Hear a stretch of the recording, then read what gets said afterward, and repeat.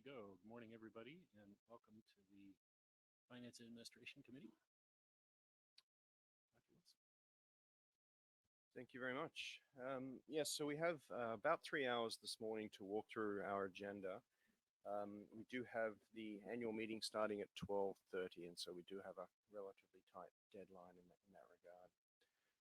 We have 11 agenda items to walk through this morning, so if we could just have paper 01 up on the screen, please.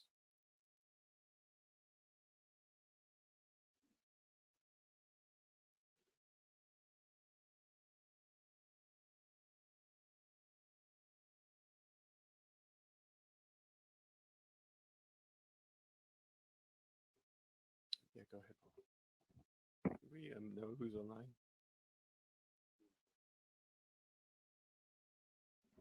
So just up to the right here, you can see who's online at the moment. So we have a lot of Secretariat staff listed as 4, and then we have a number of others from delegations and also observers.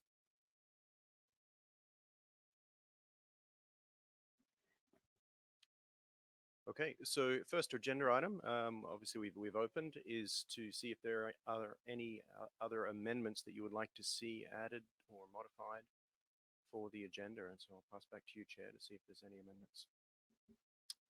Any amendments? Everybody okay with the agenda? See nodding heads. So fantastic. Well, let's jump straight in. We'll jump into agenda item 3 and paper 03, which is an update on actions arising from the 99th session of the Finance and Administration Committee. So if we could just have paper 03. Thank you very much.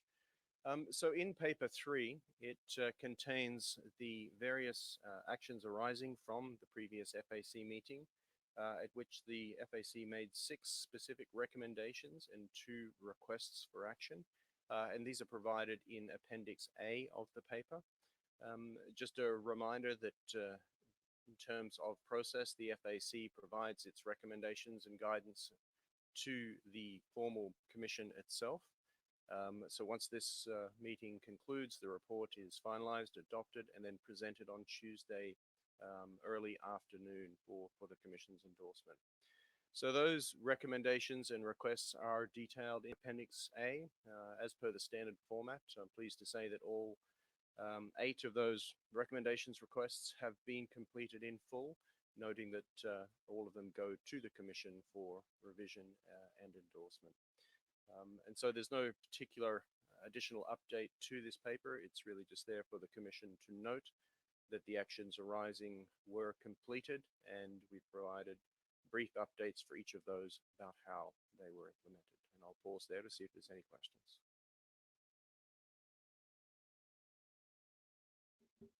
not seeing any. Thank you very much. So if we could have the PowerPoint for paper 4, please.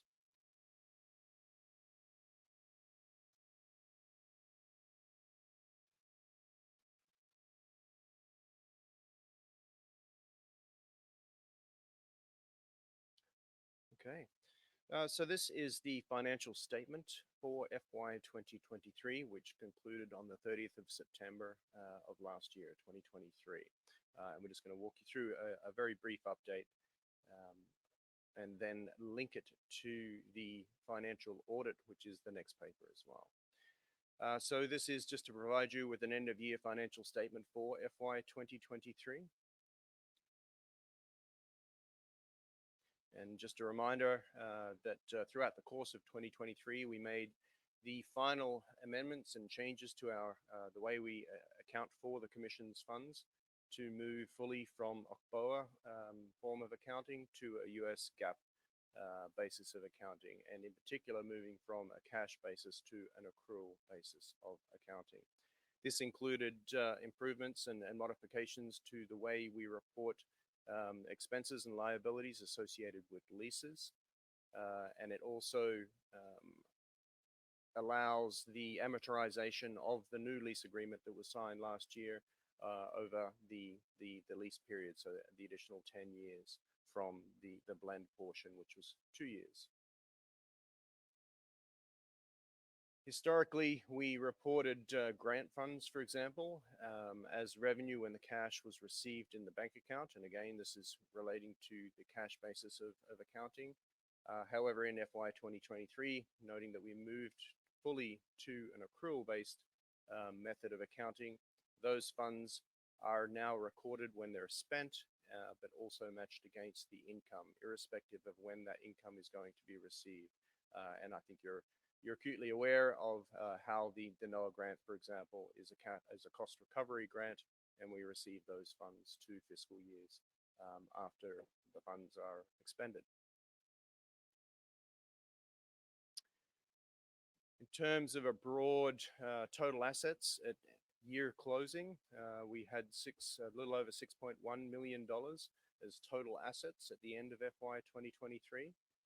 And this is composed of 2 components: the total equity, which was a little over 3.4 million, and then also our total liabilities as well, which make up that $6.1 million. As you can see on the screen, we have the various fund balances at the end of FY 2023 shown. You can see that with the general fund, we have a little over $700,000 as equity in that account. Research, just under $40,000. The Statistics Fund and the Alaska Cost Recovery Fund, so 30 and 35, were split for the first time in 2023. And so in terms of looking at the approved budget that was approved by the Commission back in FY 2022, you should look at those numbers together. And over the course of the year, we split those out.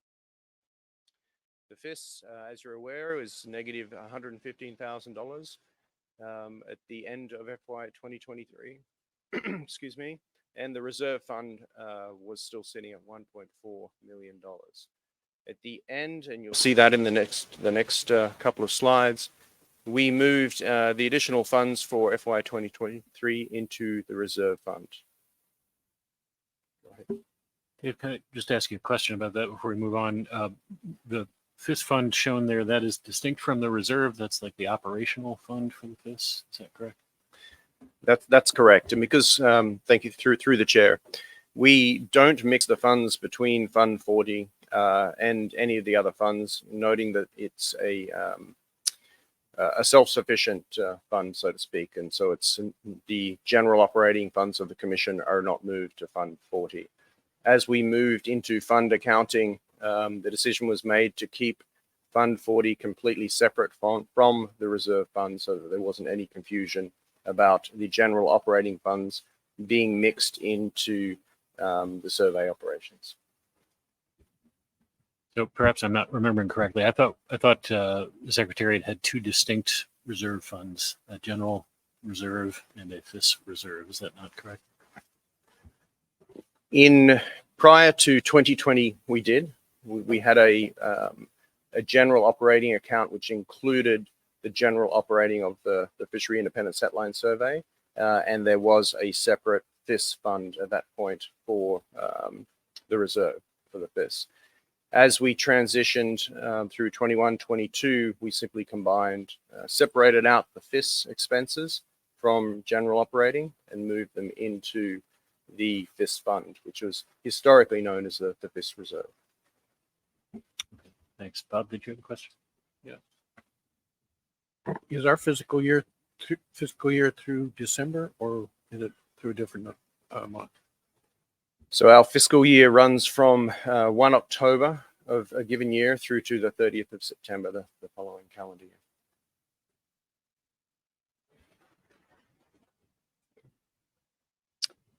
So provided at Appendix 1 of this paper, you'll see the full balance sheet. Don't expect you to read what's on the screen at the moment, but if you have reviewed it in detail, you'll see that it's broken into 3 components.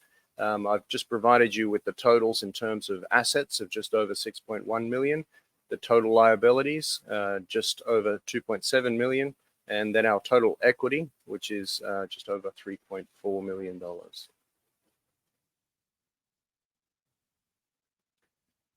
In terms of the income statement provided at Appendix 2, you can see that we originally budgeted to receive just under $11 million in income in FY 2023, but we realized a total income of just over $12.5 million in 2023. The reasons for that were for an additional component or contribution from the US of $115,000, which was applied to the Fishery Independent Setline Survey, $114,000, sorry. And then in addition for the grants, in particular, the NOAA Port Sampling Grant, we realized the FY 2021 and FY 2022 reimbursements prior to the close of FY 2023. And that's why you can see that we have a budgeted amount of $853,000 for the grant and for FY 2023, and then an income of $2.5 million. Go ahead. Yeah, so through the chair. Sorry. Yeah, sorry, I lost my train of thought for a second. But I think it has to do with, so now you've moved to accrual counting and that's why this change? Or is it, yeah. Yeah, no, thank you. Through the chair, and thank you for the question. So the $853,000 was the amount we expected to expend in FY 2023, and we don't expect to receive that until 1 October 2025, which is at start of FY 2026. In FY 2023, we drew down the grant funds for FY 2021, and also with the change in the grant system, we're also able to draw down the grant funds being reimbursed for FY 2022 prior to the close of the fiscal year. And so what that meant is that we also had the prior year funds as well, which piled up in FY 2023.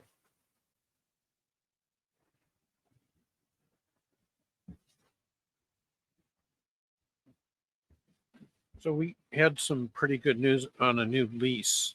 So would that affect 2024 or this year on the second item down? It won't, sorry, through the chair, it won't affect the FY 2023 component, but in the next presentation, we'll talk specifically about the impact of the new lease for FY 24 and future years. But the short answer is, and Andrew will be able to speak to this under the next presentation, yes, there was a positive improvement in that regard.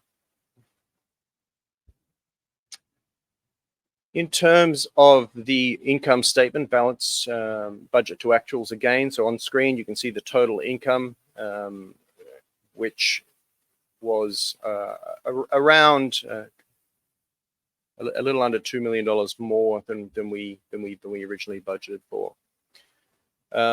However, the total expenditures, probably more importantly, we budgeted around $11.3 million for total expenditures in FY 2023, and our total expenditures were $10.8 million.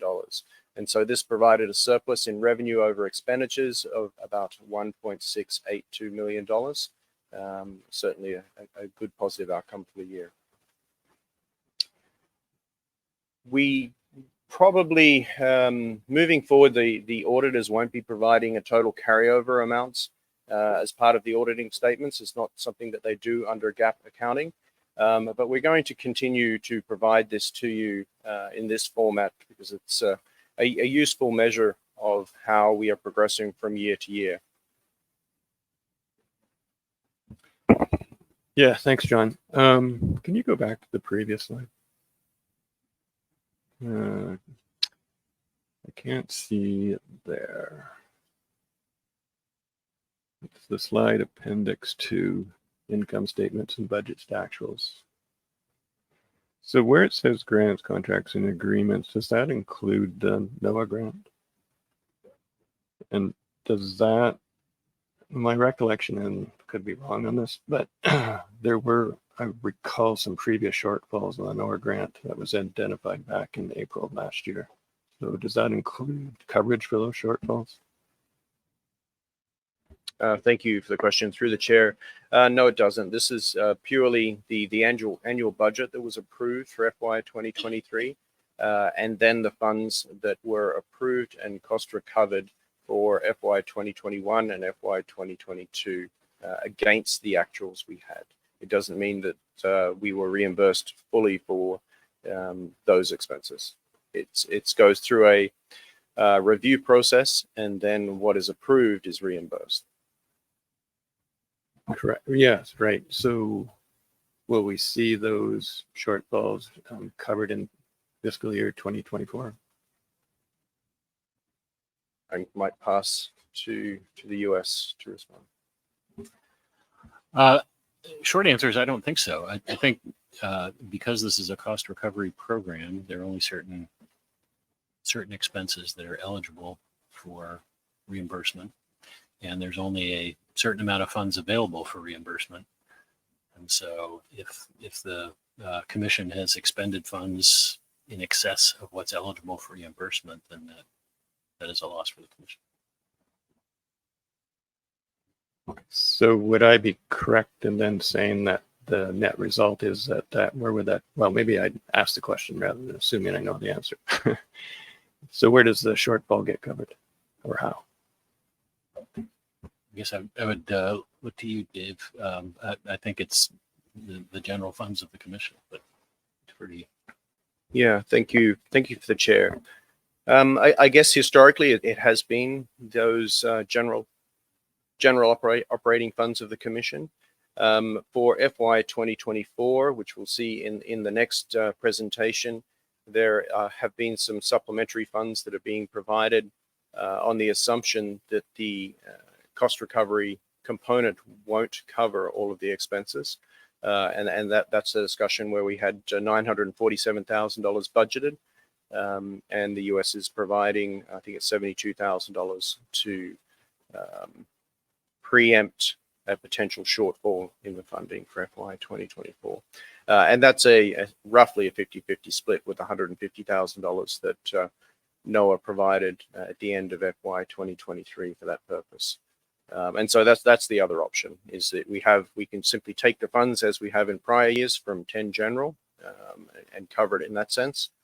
Or moving forward, if there's an opportunity for any shortfalls to be covered by supplementary funding.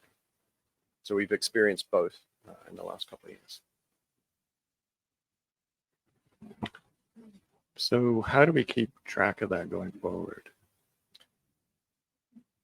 Thank you again, and through the chair. This is the primary reason we have set up Fund 35, the Alaska Cost Recovery Grant.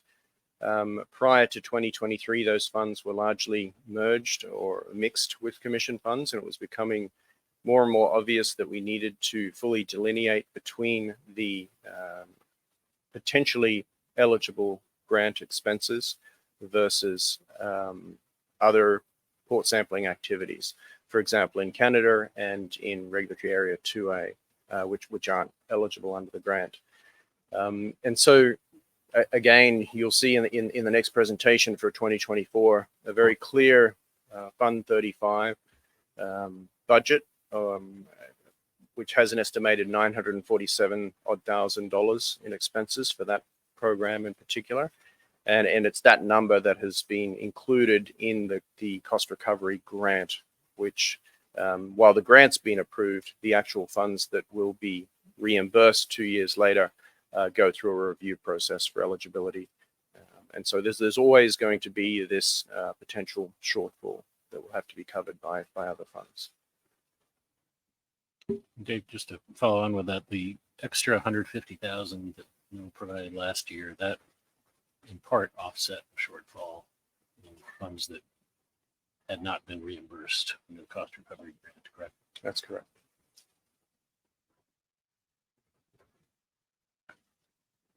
So what you're saying is we would know in, I guess, October the 1st of 2026 if there's a shortfall or not for 2024. So the good news is that the approval for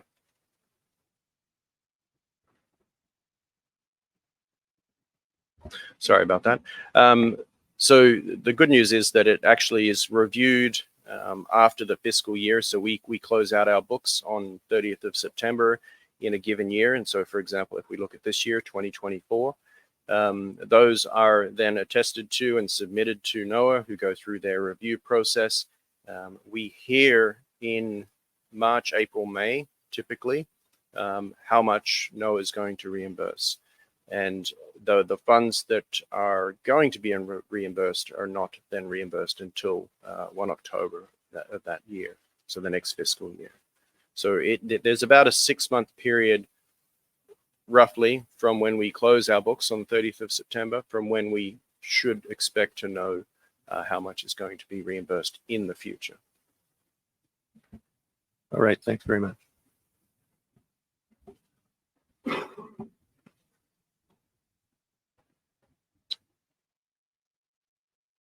Going back to the carryover slide. So from FY 2022 to 23, we had a carryover of a little over $1.7 million through some substantial cost savings. We have a carryover from FY 23 to FY 24, so effective 1 October 2023. So that's the start of FY 2024. That's increased to $3.4 million. And so it's again a good sign. This is now at the desired target level for the commission for 10 general. So it's a good outcome. Go ahead. Would you expect that those savings, would you expect that carryover to possibly project into the future if budgetary things are relatively similar? Thank you. Through the chair. Good question. It's a little uncertain at this point. We do have some fairly robust discussions and decisions to be made around the FIS over the coming days. And there is the opportunity to use some of that surplus or the carryover for that purpose. I believe we've gone through, again, a relatively robust belt tightening exercise over the last number of years, which has included staff reductions. And I would feel confident in saying that our proposed FY 2025 budget that you'll see shortly is pretty tight.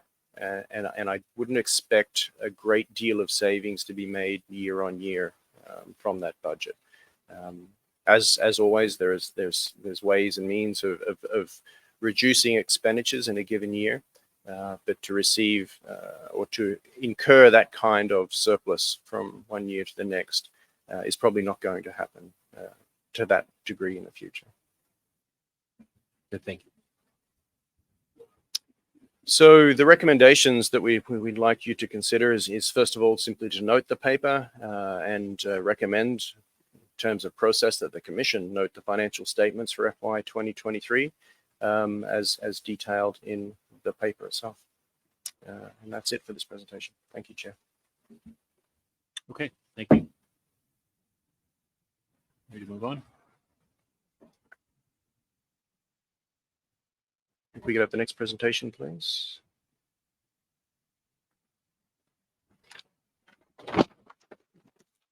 So the next presentation is agenda item 5 and paper 5, and this is the report of the independent auditors and financial statement for FY 2023. And this is a paired paper with the one that you've just seen. So you have the financial statement in the typical format that you're used to seeing, and then the audited financial statements.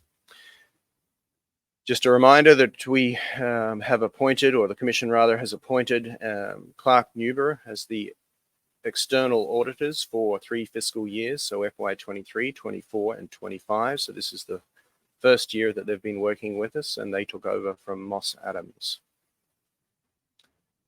I won't go through too many of the details in terms of process, other than to say that we commenced the actual auditing process in late September, and Clark Newber started their field work, as they call it, the auditing processes again in late October 2023.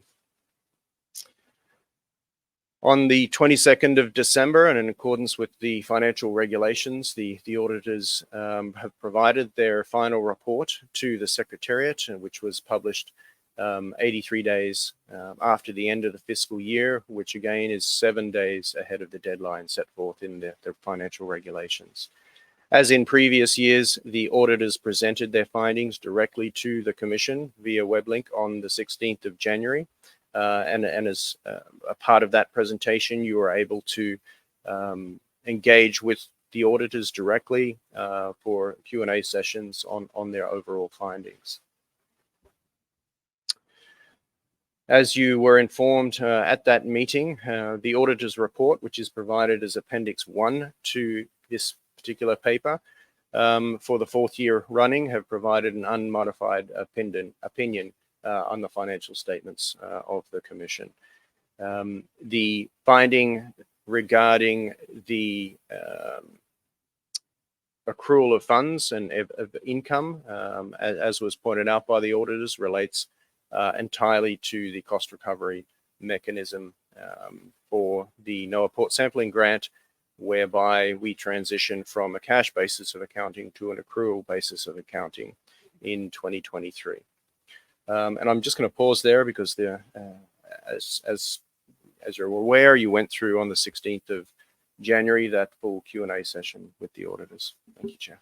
Yeah, thanks, Dave. And I just want to note that was very helpful to have that walkthrough directly with the auditors, and I think appropriate for the commissioners to get that level of visibility and have the chance for interchange with the auditors directly. So thank you for arranging that. Any questions related to the audit? Not a question so much, but more, I guess, Dave and Andrea and others on the IPHC staff, I'd like to state and congratulate that I think we've come a long ways to improving upon the counting of the IPHC funds and how they're used and providing us timely information about the status.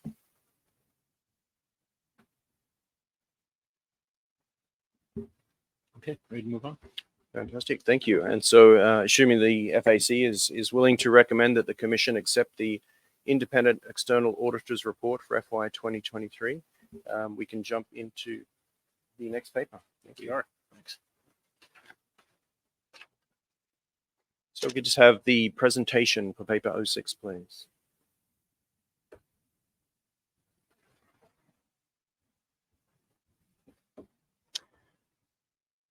Okay, so paper 06, associated with agenda item 6, is the FY 2024 financial budget update. Now, there's not necessarily a need for this paper to be presented on any given year, noting that the Commission has already approved the FY 2024 budget. However, given that there's been some substantial changes and modifications, particularly in terms of the Fishery Independent Setline Survey design, we feel that it's necessary to put the budget back before you for additional review and approval.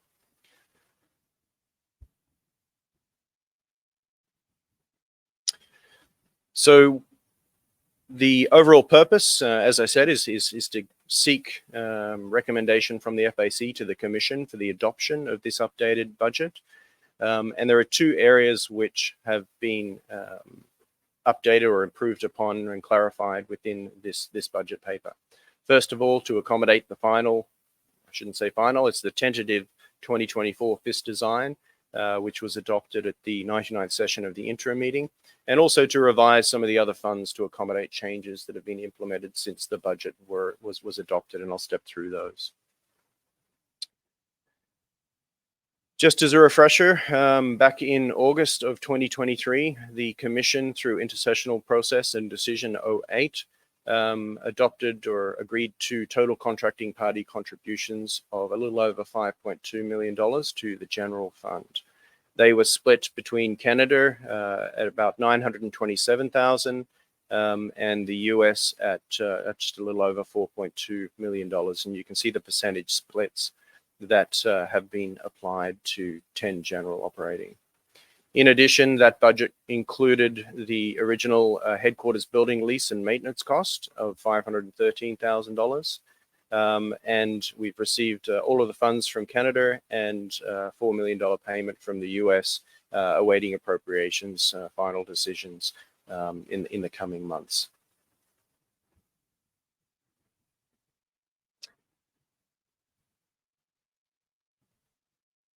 I guess as a quick summary, and this is dated as of the 20th of December, when the paper was essentially due for the FAC. I did go back again this morning to review our accounts and APLOS, and I can continue to say that our current expenditure for the first quarter of FY 2024 are in line with the approved budget as outlined in CR 019.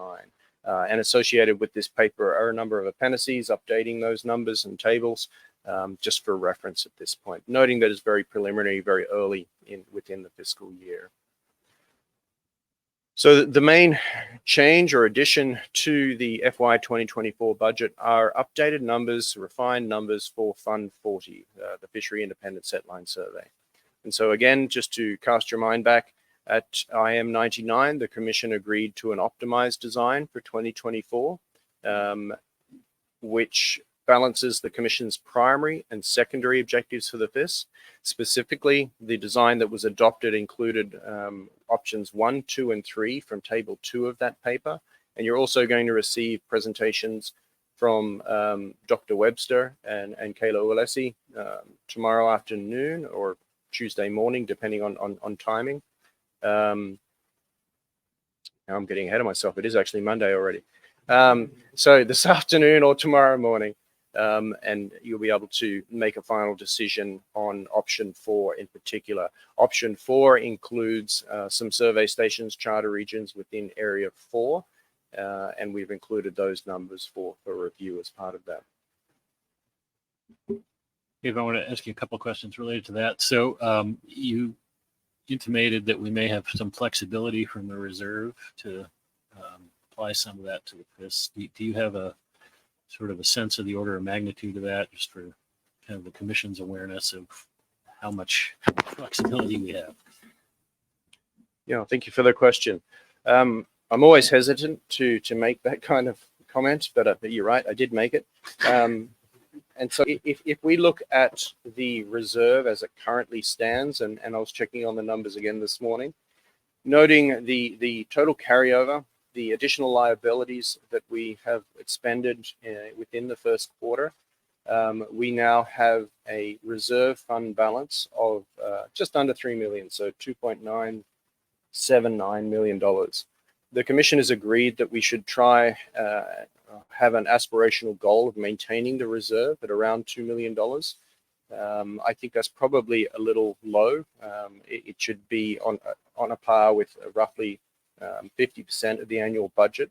So that would equate to about $2.5 million. So that does give us, let's say, between $400,000 and $500,000, which could potentially be used for offsetting additional survey costs in 2024. Again, there's always risks associated with doing that. Okay, thanks. Appreciate that. And then this may or may not be the right time to bring this up, but of course we're at a tricky point in the appropriations process on the U.S. side. We're still under continuing resolution, which just recently has been extended through early March. So it's difficult to confirm U.S. contributions at this point. So I'm wondering if we're at a point similar to where we were last year, where we need to count on an intersessional meeting to actually approve the FY24 budget. Yeah, thank you, Chair. Certainly that could be the case. I guess the risk is, and I'm assuming you're talking FY 2025. And so the caveat to this one is this particular paper is just an update for 2024. But for 2025, which we'll step into in just a short moment, that is a logical outcome. Okay, thank you. Dave, wouldn't that be, though, rather than 2025, it seems to me it would apply to 2024 fiscal year, one we're in right now, and to provide some certainty about how we're going forward through 2024.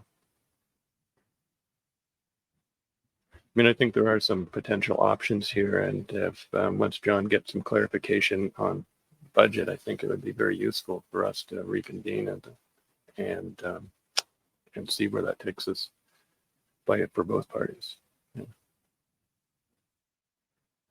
Through the chair, I think you're referring to that outstanding contribution for 2024. So the approximately $800,000 which remains outstanding and may or may not be forthcoming. Is that?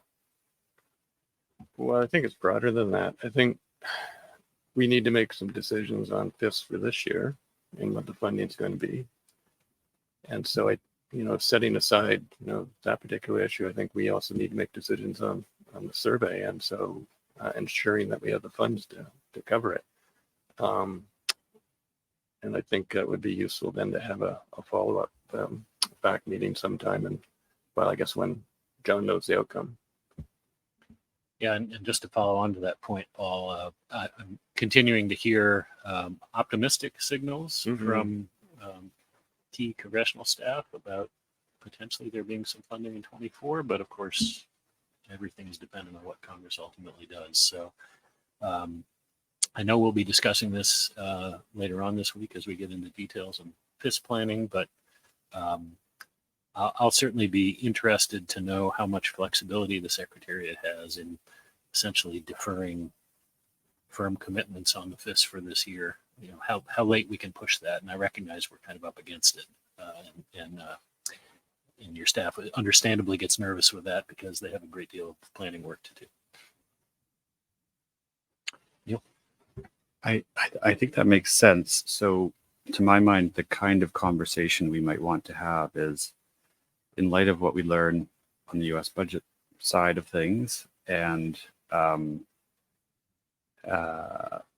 perhaps where Canada fits into that as well, we would be in a position to discuss something like, are we more comfortable drawing down on the reserve to address shortfalls in funding for the survey, or do we have other options given the potential for additional contributions from parties for that? That's the kind of conversation I think we're interested in having, but it sounds like we're some time away from that. So an intercessional would maybe give us that opportunity.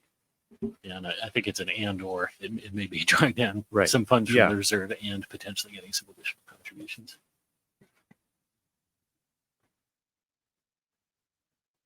Just to follow up on Neil's comments, and maybe this question's for you, David, so when is the kind of the decision date that you need? And you don't have to answer now. Maybe you want to think about it and come back to us rather than just off the cuff. No, thank you for the question. Through the chair, I guess we have spent a lot of time thinking about it. And so for the Fishery Independent Setline Survey for 2024, the tenders will close at the 4th of next month. And at that point, we would need to make a relatively rapid decision if we were going to sample additional charter areas. So in regulatory area 4, for example, which was the option for the additional component. Without that decision occurring in a very short time period, it would become very challenging for the team, both in terms of procuring bait, procuring vessels, and the crew associated with that. So if your question was specifically related to that additional option, that additional component, then it would need to be within the next couple of weeks at a stretch, with the assumption that the rest of the survey, so options 1, 2, and 3, was to progress as currently approved at the IM. So Dave, just to put a sharper point on that, am I hearing you say that it would not be feasible, for example, to wait until mid-March to make that decision? Thank you. Thank you, Chair. I can feel the eyes in the back of my head. And if you need to confer with staff, that's fine. I don't want to put you on the spot right now. I know the team would be very hesitant to try and come up with means and resources to implement additional survey components pushing into March. I think that would be something that we tried last year for regulatory area 4A and B when we reduced it down to 16 stations, I think it was, straddling the border between those two areas, and we put out a separate request for tender, and we didn't receive any bids.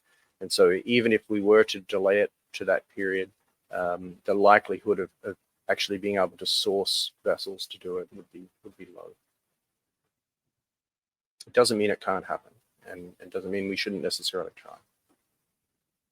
Okay. Yeah, needless to say, this points to some of our challenges for this year, that even if we are fortunate enough to get additional funds appropriated by the U.S. Congress to be able to make additional contributions to IPHC, it could be essentially too late for this year, but still quite beneficial for the future.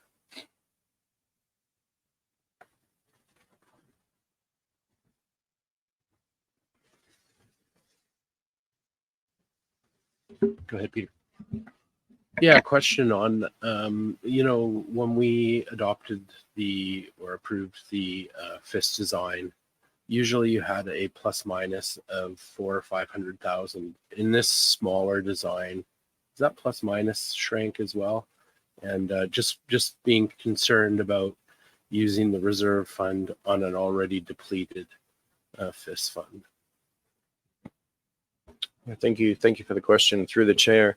The short answer is yes, it does reduce. And I think in the paper that Dr. Webster is going to present, paper 13, for the FIS evaluation for including 2024, he has the estimate down to about plus or minus 400,000. But again, it's based on a number of assumptions that we really don't have a good grasp on, and that's fish price, for example. We are expecting, based on the stock assessment projections, that the stock will decline by about 5% at current fishing levels next year, so abundance, catch rates rather. But we have incorporated an assumption of zero price change from 2023, noting that it was already very low. But the conversations we've been having with some of the processors over the last couple of months are not looking optimistic. Yeah, no, I agree. Thank you.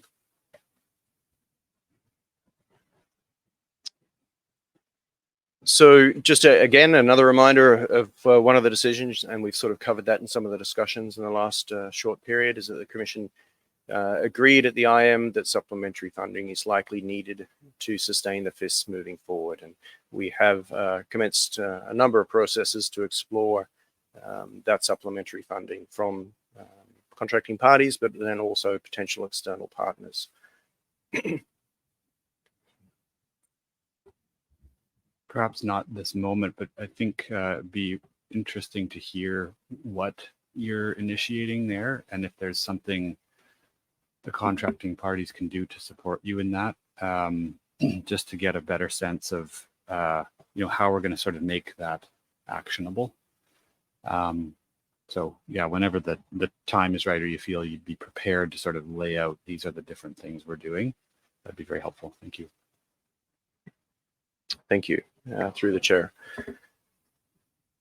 In terms of the overall design that you're going to hear from Dr. Webster on, then it's included in paper 13. The current estimate for income for the 2024 FIS, so this is options 1, 2, 3, and 4. We have simulated and made these calculations based on those 4 options, so including regulatory area 4. We have a total income of just over $2.4 million estimated, and again, the fish price is the key factor there. Expenses of around 2.8 million, and this would be a deficit of just under 400,000. And so this, again, if you cast your minds back, I don't have the table that Dr. Webster is going to present to you later this afternoon or tomorrow morning in this presentation, but it included a revenue neutral design as option 1, and then the inclusion of a number of other charter regions in regulatory area 2, 3, and then 4. I can just make sure I'm fully grasping all the components of this. So I think what I heard you say was this deals with options 1, 2, 3, and 4, which included some surveying in region 4. And so with the balance here potentially could be covered through the reserve amount that you indicated of up to about $500,000, right? And Dave, can you just refresh my memory on what that level of coverage looked like for region 4? what was included in option 4. I can look it up, but I just don't remember off the top of my head. And if you don't either, that's fine. Yeah, thank you. It was focusing on the charter regions above the Pribilof Islands. And so, I don't want to throw out a number of the actual survey stations that would be sampled, but it was, I'm going to say it's in the order of the 30, 35 or Yeah, so. so it was in 4 C, D, and E. It was not just for A and B. Yeah. Okay. That was my recollection too. Thank you. Can I clarify something there? I think, John, I heard you say that you were asking if these reflected inclusion of options 1, 2, 3, and 4, but I thought actually these were 1, 2, and 3. We solicited tenders on 4, option 4, but our projections here are what we approved, which was just the shortfall anticipated with the inclusion of 1, 2, and 3. Is that correct? No, so this slide actually is showing for 1, 2, and 3, and 4. 1, 2, 3, 4. 1, 2, 3, and 4. And 4, yes. That's correct. Okay. And All so right, thank you. Area 4, the additional expense or estimated costs were around 200 and I'm going to say rounded up to $250,000 for those additional stations. 250. Okay, for option 4. Thank you.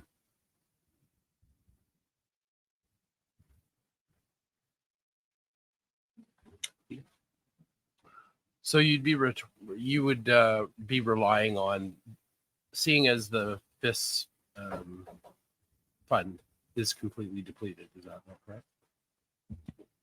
And so you would be relying on the reserve fund to pay this $394,000.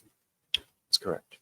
Okay, and then there's a plus or minus 400,000 on top of that, depending on market conditions. Okay, thank you. Correct.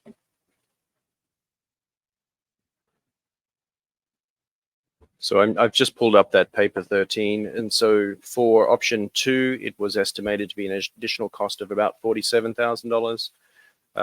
Option 3, which was an addition of charter region in 3B, was $62,000. And option 4 was the addition of additional survey stations in 4A and B, and that's $245,000. The alternative for 4C, D, and E, which has now been listed as option 9 in the paper that you're going to receive, is an additional $205,000. And so you can look at this number of minus 394 and then make it more or less interchangeable if you're going to add a charter region in 4A and B or 4C, D, and E. There's a price difference there of about $50,000. So David, does the minus 394 include either 4A and B, or does it not? I was confused with your last statement. It does. It includes at the moment the estimate for the additional charter region in 4A and B. But nothing in 4C, D, and E? No, the addition for 4CD would be around $205,000 versus the 4A and B, which is around $245,000. And so the option there being provided is that you could decide which one to move forward with. Okay, that helps.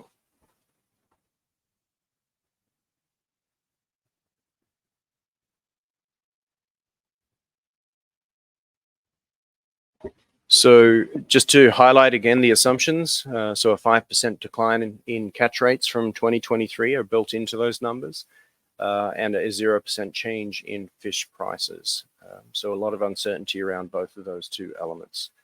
It also includes an assumption of no oceanographic monitoring or the water profilers coastwide, and I know we're going to have a bit of a discussion about whether that is something you would like to incorporate. At the moment, if we were to move forward with including oceanographic monitoring, noting some of the priorities of the Commission we're going to discuss later this afternoon, it would be around $85,000 for what was just proposed on the screen. So options 1 through 4. So a $55,000 base and then $10,000 for those for each of those additional charter regions. So you'd be looking at an additional $85,000. In addition, it includes no deployment of Secretariat staff on the NOAA trawl surveys in Alaska in FY 2024. And if that was to proceed, it would be an additional estimated $120,000. And again, all of those numbers are outlined in paper 13, which Dr. Webster is going to present later today or tomorrow. I'm just going to pause there because it looked like there was going to be some questions. Go ahead, Bob. So on the profilers, the 85,000, is that for the full complement of them, or is that for a reduced number of them? Well, thanks for the question. And through the chair, that 85,000 would be a full complement of profilers on the stations that are surveyed, the charter regions that are surveyed.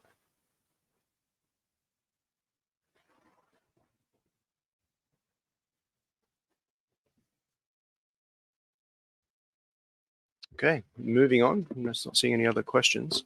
Some of the other, sorry, there is a question. Peter? Yeah, just as well, that included a deviation from other standardized FIS in allowing a skipper to change one of the sets per day. That's correct, yes. So the other adjustments to the FY 2024 budget are relatively small in nature. As we've covered, we have separated Fund 30, which was just 30 statistics, into Fund 35 and 30. And so we've refined some of those numbers. And also noting that the grant for FY 2022 to 26 was approved at the start of this current fiscal year. And so we've been able to update those numbers a little bit in terms of actual expenses.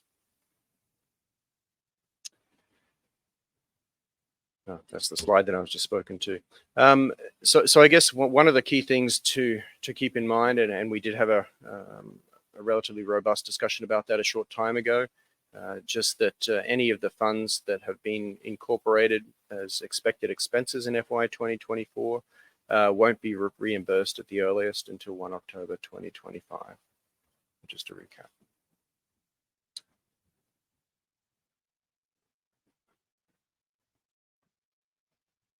The bottom line there, we've already covered the point B in terms of what 30 statistics will include, is that all of the modifications that have been made to the budget for FY 2024 will not result in any change to the contracting party contributions as previously approved for FY 2024.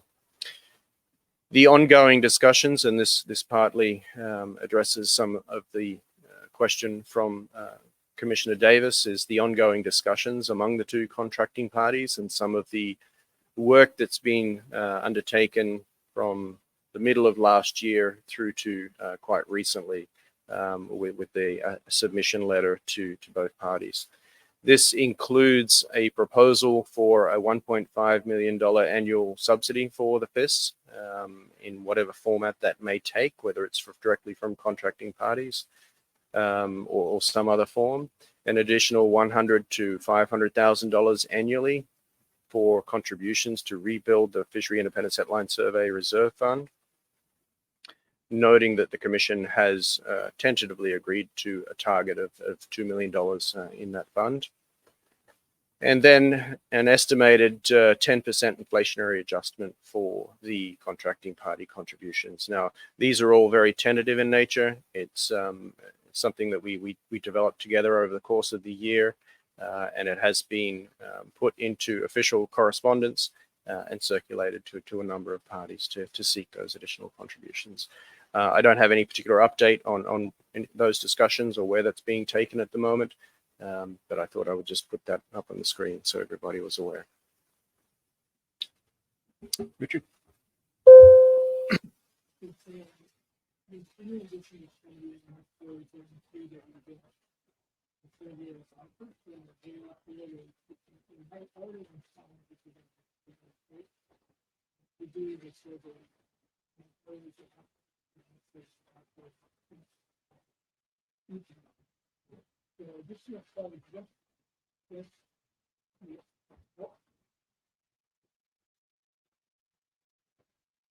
Yeah, thank you for the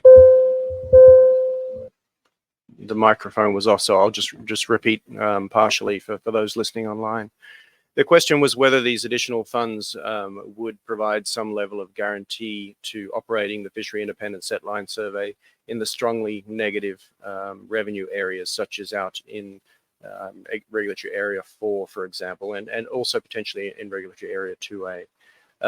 The short answer is that that's the intention, yes, is that the $1.5 million would help cover those expected losses in those survey areas. The additional amount of 100 to 500,000 is meant to simply build the reserve so that should there be any other unexpected circumstances, we could then adjust in addition to that $1.5 million. So short answer is yes, that's the intention of it.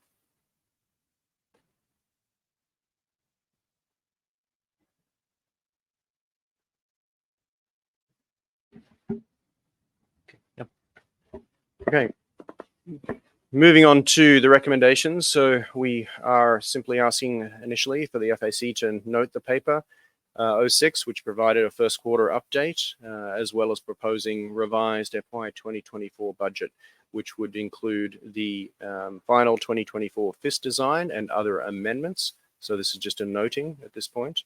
I would suggest that when we get to the next recommendation, which is actually recommending that the Commission adopt the amended budget, that it could be modified based on what I've heard around the table, is that recommends that the Commission adopt the amended 2024 budget for, as shown on screen and within Appendix 3, and then list those caveats that you've indicated, that the final survey design will be discussed at the annual meeting under paper 13 for inclusion of Regulatory Area 4A charter regions, and then also any other components that you'd want to include. That would allow us to update the budget for general operating and then hold until probably Tuesday afternoon when the Commission considers the FAC report to decide on a path forward for FY 2024. Well,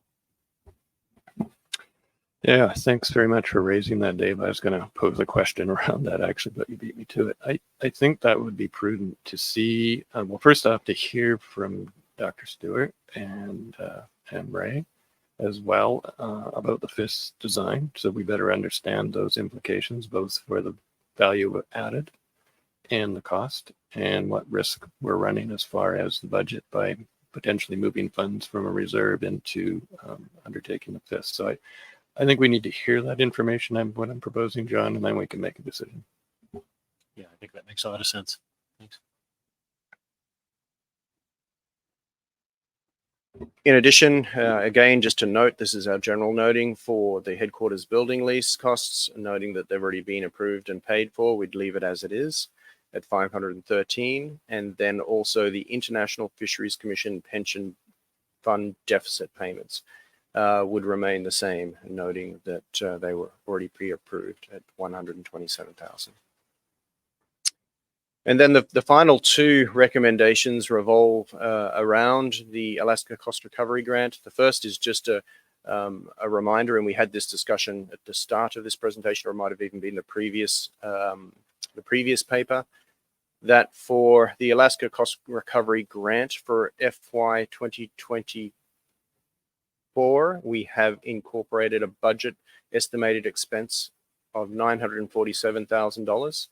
And based on, as a precautionary discussion and precautionary measure, the Secretariat included 875 expected to be cost recovered from the grant, and that additional $72,000, which was already provided by NOAA Fisheries, as supplementary income to offset an expected shortfall in funding.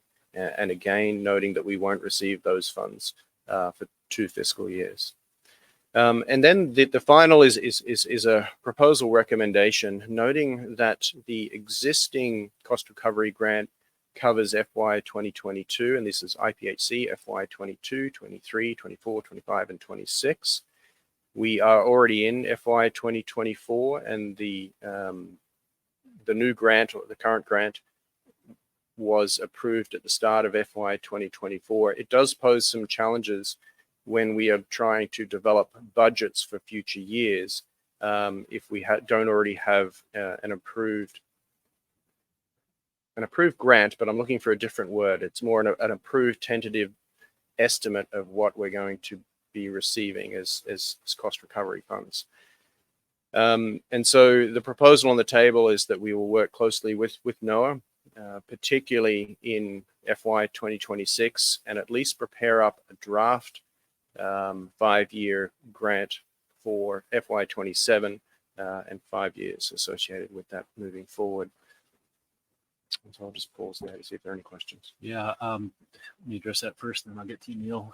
So on the first item here that we budgeted 947, my understanding is that the amount that IPHC actually identified in the grant application for, and I'm not going to have the fiscal year right, but for this current period for which you're waiting for clarity, was 891,000.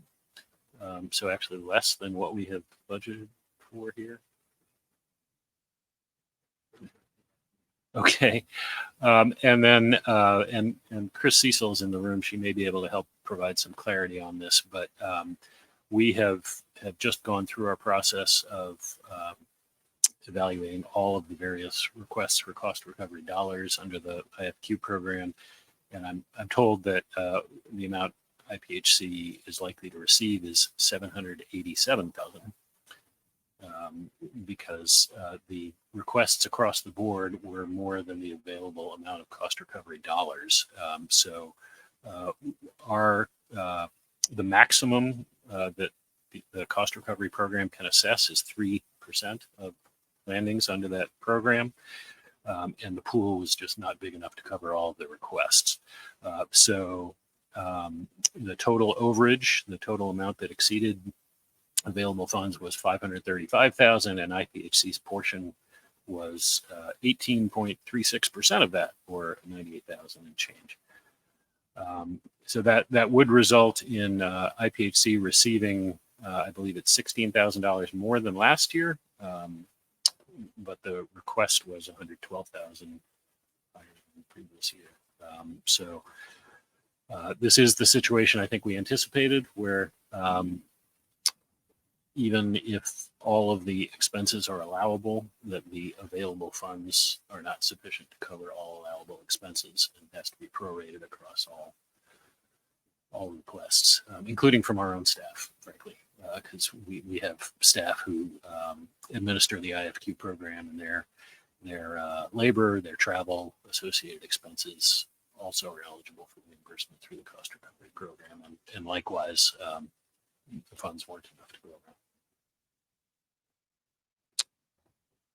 Neil, you had a comment or a question? Yeah, that was a very helpful update. Thanks, John. I think now I might have a few comments. So the first is I wondered if we could be clearer in recommendation 1 with the language directed the Secretariat to include an estimated 875. I mean, are we saying we're essentially going to put into our budget that amount, even though we don't have it until 2 fiscal years from now? Is that what that means? So we're gonna assume that that's what we get. Yeah, thank you. Through the chair, and this is certainly one of the I won't say anomaly, because it's pretty standard in terms of GAAP accounting procedures, is that irrespective of what we're going to actually receive as income, needs to match what we're going to expend. And so for moving forward in FY 2024, for example, we expect to expend 947,000. The prior discussions were that we were only going to be likely to receive, and it was a guess at the time, 875,000, and it looks like it's going to be 787,000, but I think that's for the prior year, so that's FY 2023. So there's still a chance that could be correct, the 875, but you're right, it is a guess. It's an estimate of what we're putting forward, what we think is eligible, and we have a pretty good idea of what's eligible, and then also what we think will be reimbursed through the cost recovery mechanism. And so there's a lot of assumptions there, yes. And I think that's why we have the $72,000 supplementary funding from NOAA this year to offset as we transition our understanding of what the likely cap is going to be from cost recovery, because there's only ever going to be a certain size bucket that we'll be extracting funds from. So I wonder, obviously this is an awkward position for the commission to be in. I wonder, in talking about a plan for the next 5 years of the grant, I think I heard one of you mention that out to 2027. Can part of that be about scoping? And I recognize confirming budget commitments that far into the future is difficult, but I guess what is the scope? And maybe John, you have some thoughts on this for, sort of U.S. commitments that shortfalls associated with the size of the fund can be addressed through supplementary funding, like you've been arranging, even though I don't think we've totally covered our costs, come closer. Can that be part of the planning? Because I think given all those uncertainties, this is not a desirable position to be in. So what can we do to mitigate those uncertainties, I think is my question. Yeah, I appreciate the question. On our end, we don't have a defined source to make up that gap. We were able to find some funds last year, and that was helpful. But it is a risk with cost recovery that the commission makes outlays and does so on some reasonable understanding of the criteria for being reimbursed. I don't think. My understanding is for the latest request for reimbursement, it wasn't a question of claiming unauthorized expenses. It's just a matter of the available pool for reimbursement not being big enough to cover what IPHC has attested are eligible expenses for cost recovery dollars. I know we have flagged this in the past that we would, just based on the trend of increasing claims against cost recovery funds, both from IPHC, from our Office of Law Enforcement, from other sources, that we would likely be up against that cap and not be able to reimburse all of the claims because, again, we're at that ceiling of we cannot assess more than 3% of the costs to the fishery.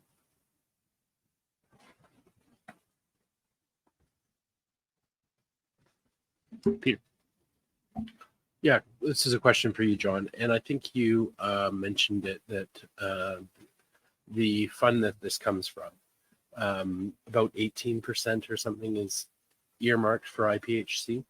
And is that kind of a fixed thing, or is that flexible in any way, shape, or form? Yeah, so that was just prorating the overage. So the amount by which the total claims on the fund exceeded the available dollars was kind of prorated according to the proportion that each entity was seeking. So IPHC was seeking 18.36% of that total of the total claims, and so it was just prorated across.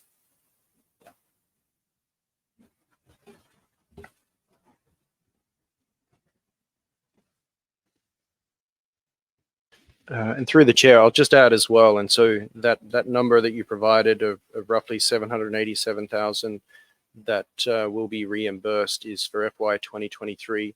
And NOAA has provided a similar amount. It was $150,000 total payment, $72,000 for 2024, and the rest of that 150,000, so about 76,000 for FY 2023, which will help cover that shortfall for FY 2023. But it will, in the next presentation, you'll see that we will need to consider this final recommendation about how to move forward, and as Commissioner Davis said, come up with options looking forward about how to cover that shortfall, primarily because the expected expenses for the program are going to increase, and you'll see that shortly. Yeah, and Dave, if I remember right, in the FY24 budget, what we agreed to do was provide, and I guess you have it here at the end of your item 1 on the current slide.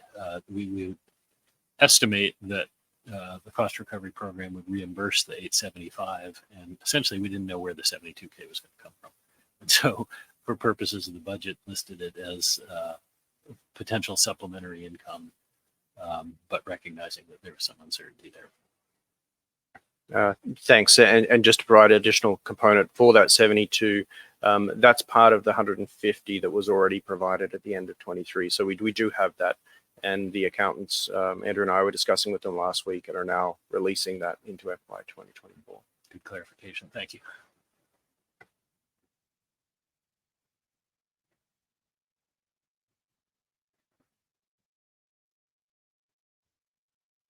Paul.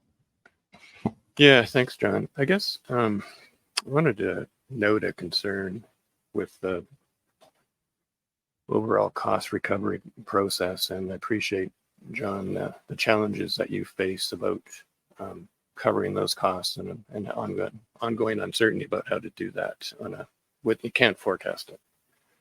But it seems to me that is really a domestic issue to sort out, and that this, by the way this is structured, places the Secretariat or the Commission actually with some need to make up any shortfalls that occur, which has happened. And so going forward over these years, that could add up to a substantive sum. And it makes me consider whether we should be recommending point number 2.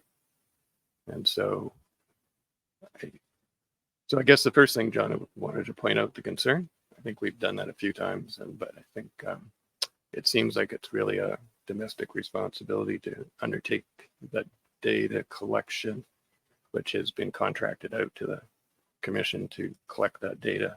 But then there's ongoing potential shortfalls, and that's an added risk to the actual budget of the Commission.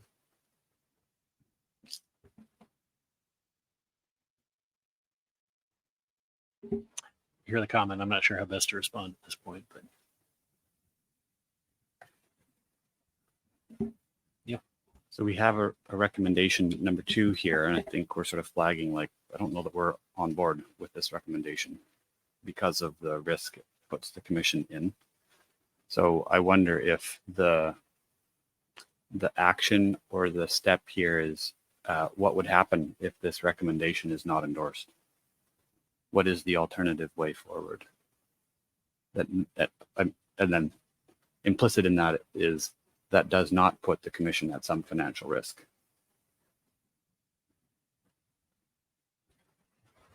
Any thoughts on that? Thank you, I think, for the question through the chair. I think that's going to require some substantial discussion around how we could potentially develop a mechanism that ensures a couple of things. First of all, that the data needs of the Commission are maintained and at a minimum level, the data standards, and that if there is any potential shortfall, that we find appropriate mechanisms to fund that shortfall. Alternatively, to reduce the sampling program to ensure that there isn't a shortfall. And I think that's going to take a little bit of time to work through some discussion amongst the Commission to set that path forward. So maybe that's something that could be added to the intersessional FAC meeting. Bob? So, David, this shortfall on the second to the last line there, the 875 is now 787, I guess, potentially. So does that mean we're concerned over $90,000, or is there something bigger than that we're discussing here? Yeah, thank you for the question through the chair. So the 787 is for FY 2023.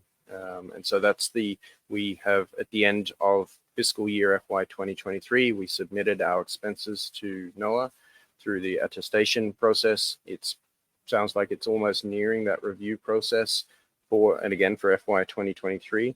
We submitted $891,000 for FY 2023 as quote eligible expenses. And so that shortfall is around $100,000. NOAA Fisheries had already provided about $76,000 for FY 2023 to offset an expected shortfall. So we're talking around $25,000 total. So for FY 2023, it's a relatively small amount. It's still an amount. FY 2024, we have the $72,000 for an expected shortfall, and it will really depend on how much NOAA determines that they're going to reimburse for FY 2024. We won't know that until March, April 2025. And then on the subject of the FIS, have you checked with different processors if they're going to be open during the summer, that June, July, August, that we focus on this? Because I know we probably maybe have lost Peter Pan Seafoods, which I know that the commission had some offloads at. And have you talked to a few of the buyers on that? Yeah, thank you for the question and through the chair. The short answer is yes. We're aware of the issues at King Cove, as well as potentially continuing on for the Pribilofs, and we have contingencies associated with the other landing ports within the region, whether it be Dutch Harbor or Kodiak. There are hidden costs at this point in terms of whether those vessels need to steam further. We know what those estimated costs would be. We just haven't factored it in yet because it's a bit of a moving target at the moment of what's actually going to happen. Good. Thank you. David, I think you clarified something I may have muddled earlier, that the 947 here was the budgeted expense for 24, and the 891 was the budgeted expense for 23. Is that correct? Okay, thanks. Peter. But the reality is, going into the future, we're looking at hitting a wall, right? There's this $1 million cap. So I thought you had said it was $1 million that we're going to hit. Yeah, there isn't a defined cap, but it's capped at 3% of the landing's value. So the thought was we're probably up against that. Yeah. So it would be prudent for us to consider that into our planning and thoughts. Yes. Yeah, and I think, Dave, your point is on the mark about it's not necessarily just identifying revenue sources to close the gap, but also is there room to reduce the services that the commission is providing to fit within the available budget.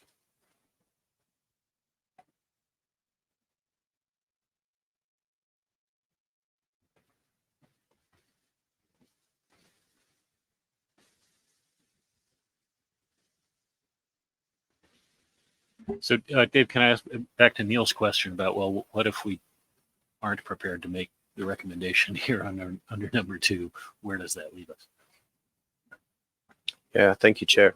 I think at this point, it would just be a matter of noting that the issue's been raised and that the Commission, the FAC recommends the Commission consider intersessional work to develop a plan for FY 27 and moving forward, something along those lines. That sounds like it may be prudent. Neil, does that get at your concern? I think partially, although I guess we still have like anticipated challenges with 24, 25, 26 that we don't have a firm plan for and anticipate a shortfall around. Uncertain if we'll get supplemental funding, potential that Commission will have to cover shortfalls. So I think there's additional work that's sooner that is about planning for what we do in those events before 2027. that would be worth discussing further, i.e., you can maybe a bit more clarity about what our options are. I say to, you know, mitigate or like maybe reduce sampling, but we actually won't even know until after the fact, right? We will have done the work.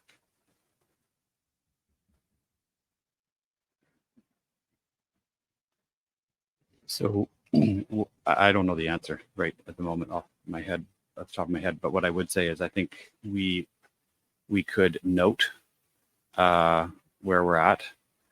And I think the discussion is about what we do in the event of shortfalls, really from this point forward, not from 2027 forward, and that maybe we need a bit more discussion about that as part of an intersessional, i.e. 2024 and on. And there may be a chapter of that that's about 2027, given there's a new sort of grant period there, and about what we do before that. But it sounds to me like both are relevant. So I think long way of saying intersessional, we could talk about both before and beyond 2027. Dave, maybe I'll help clarify here. I think temporally the problem may be a little bit narrower than what Neil was saying just now, that with the 150K extra contribution from the US, that could be enough for which 2 fiscal years? 23 and 24. 23 and 24. So maybe the problem is 25, 26, 27.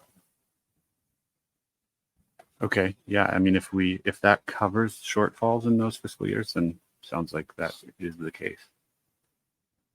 Through the chair, it covers most of the shortfall. There is still going to be a small amount. I think in 24 we're estimating about $30,000 based on what we're understanding is going to be reimbursed for FY 2023, which is about a $26,000 shortfall overall. And I guess this is just to recap a little bit in terms of why this recommendation was proposed. It's because the grant is not approved until we've already completed 2 fiscal years of work. And that makes it very challenging for the Secretariat to project a budget forward for you to consider and approve, and also a sampling design, resourcing in terms of staffing and field support. And that's why this is here, so that it's good that we will have this discussion now for looking at 25 and 26, but then also looking at the next grant period from 2027, so that we're all at least in agreement from the Commission's perspective of what you would like to achieve in terms of the sampling efforts coastwide, in Alaska rather, and then taking into consideration the risks of funding shortfalls. Thanks.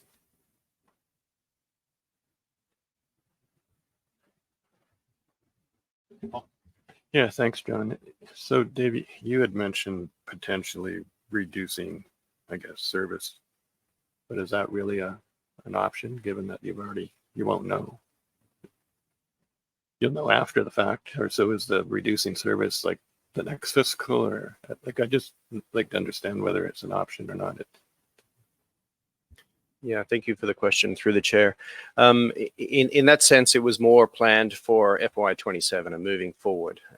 But it's very clear that for FY 2025 and 26, we still have a similar issue. As the chair was pointing out, the amount of funds that have been provided has been increasing the last couple of years. We now have a pretty robust idea of what we're going to receive for 2023.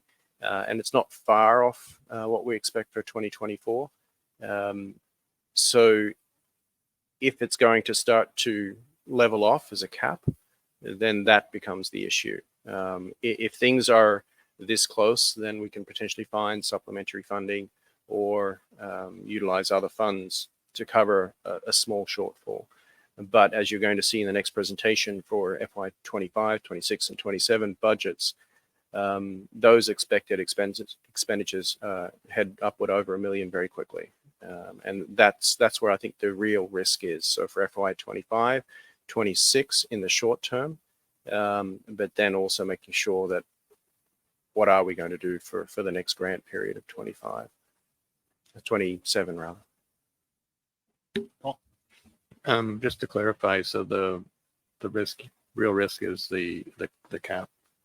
Is that what you were saying?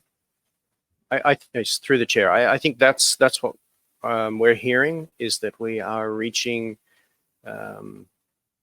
a point where our expected expenditures are going to start to outstrip what's likely to be cost recovered or cost recoverable. At the moment, there was a shortfall in the past. We have managed to justify and be reimbursed in 23 and hopefully 24, a much closer amount. But once we start to head up over $1 million, it's going to be challenging.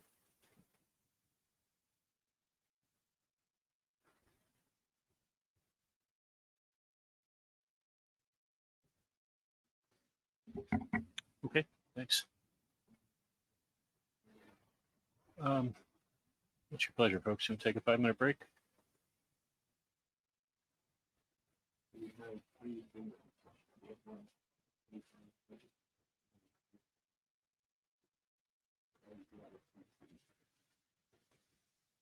Press on. Okay, if we could have the next PowerPoint presentation up, please.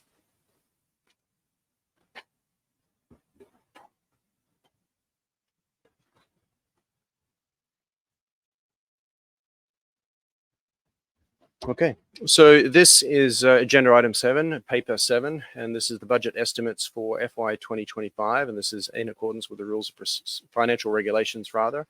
Needs to be for approval, and 26 and 27 are simply for noting.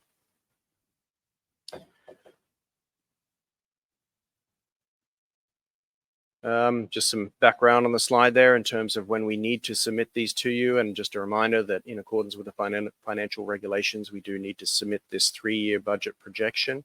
There has been discussion about potentially extending this. There are challenges with doing that in terms of accuracy, but at the moment we're going to continue to provide you the 3 years, so FY 25, 26 and 27. For FY 2025 income and expenses, and again, this is all detailed in the various appendices of this particular paper, but I'm going to try and hit those highlights for the proposed budget for 2025. So the base contributions include a 3.5% increase from FY 2020, I should say 2024. This is unfortunately an old PowerPoint. For both contracting parties. And so for Canada, the proposal at a 3.5% increase is $970,000, and for the US, of $4.4 million. Other general cost assumptions are pretty typical of what we incorporate into each of the budgets. Includes a 5% increase for salaries and wages, which is based on a cost of living and step increase estimate. As well as healthcare costs of approximately 12%. And that's pretty standard for incorporating an annual expected increase in healthcare costs. And these are, yes, go ahead, through the chair. Dave, the cost of living, those are based upon the federal government estimates of cost of living for a specific area, Seattle, Tacoma. Is that what that is? That's correct.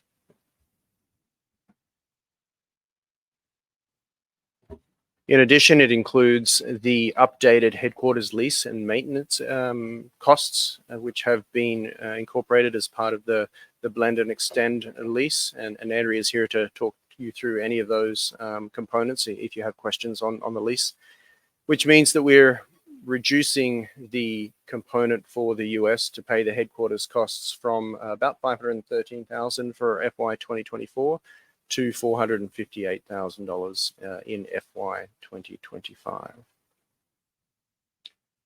The deficit payments for the International Fisheries Commission Pension Fund has undergone its 3-yearly review, and the actuary has produced the estimate of a 10-year amortization of $150,000, 573 for each contracting party. The current total deficit for the International Fisheries Commission Pension Fund is a little over $3 million, and that's where the number comes from, amortized over 10 years and then split between the two contracting parties. Yeah. I know there's one current staff member that's on this, but is how many staff member would be covered, like previous staff members would be covered under this pension plan? Yeah, thank you for the question through the chair. My recollection is that we have 17 former staff members who are receiving pensions from this fund.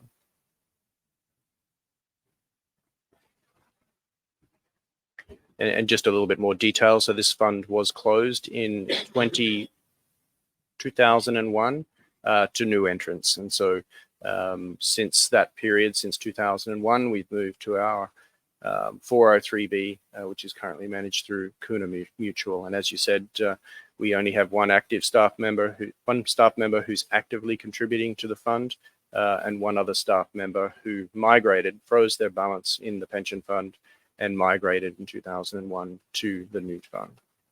All others are in the new fund. Sorry, say again? All others are. In our 403B. And all of the US-based fisheries commissions moved in 2001 to this new fund, to the 403B. So that's the Great Lakes Fisheries Commission and IATTC.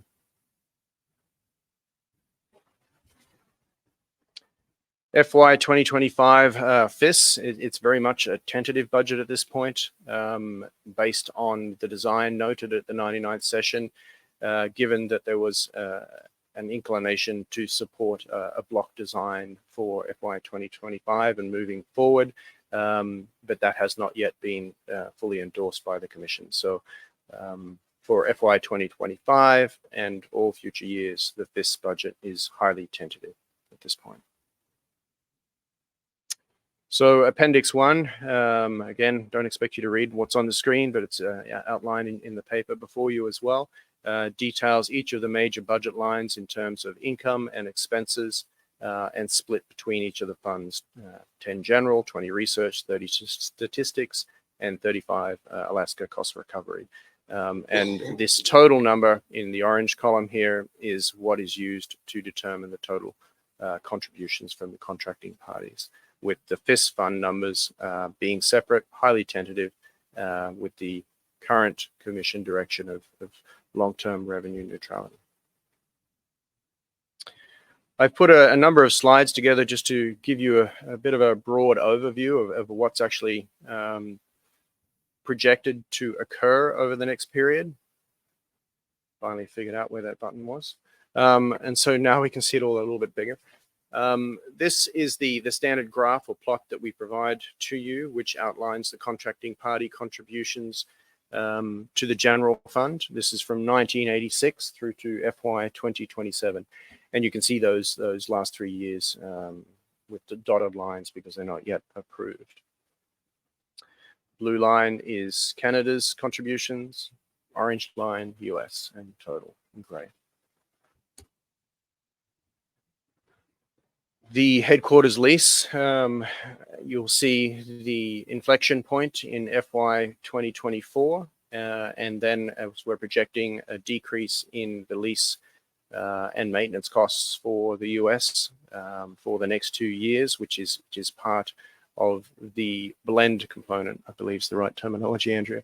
And then from 2027 and onwards, it extends into the 10-year component, the extension of the lease.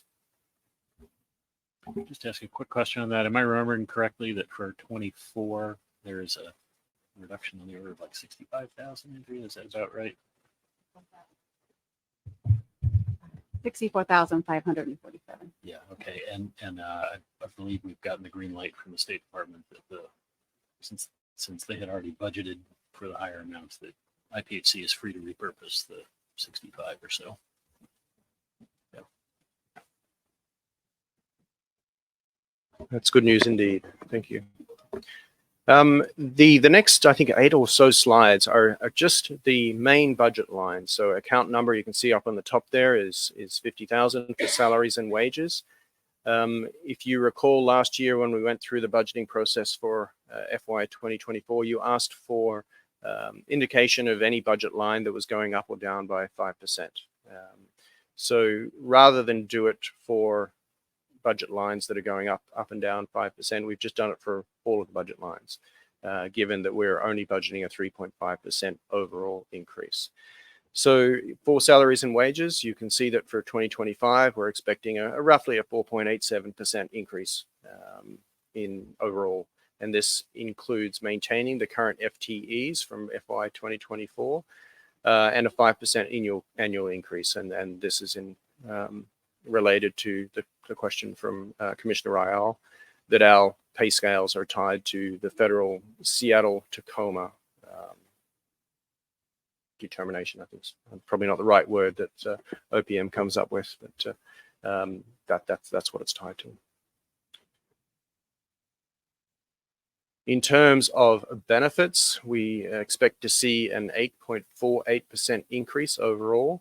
And as I mentioned, this is the expected 12% annual increase in healthcare, so insurance costs, and other costs associated with it, with benefits, roughly a 5%. And that's why we get to this 8.48% from 24 to 25.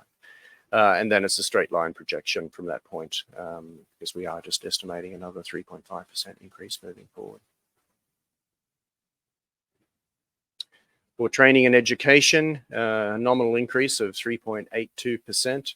We obviously went through the COVID pandemic where we were not undertaking as much non-office based or electronic training. And so now we just expect that to continue on at a nominal increase year on year. Travel, again, we went through a period of substantially reduced travel prior to 2020, so when the pandemic started, and it's not shown on the graph, our annual travel budget was around $290,000, and so that dropped to $200,000. It was held optimistically for first year of COVID, that things would open up again, and we reduced it in 2022, and in 2023 we started to head back to usual levels, noting that we are still expecting to undertake less travel than we did prior to the pandemic, noting that we are undertaking more electronic meetings formats. And so for 24 to 25, a nominal 4.1% increase. And this is for strictly full-time staff. This doesn't include, during the year you have observers on day. Correct. So it includes any staff who are funded through funds 10, 20, 30, or 35, but not Fund 40. IPHC meetings, when we drew this up, there was going to be a nominal suggested increase of 3.5%.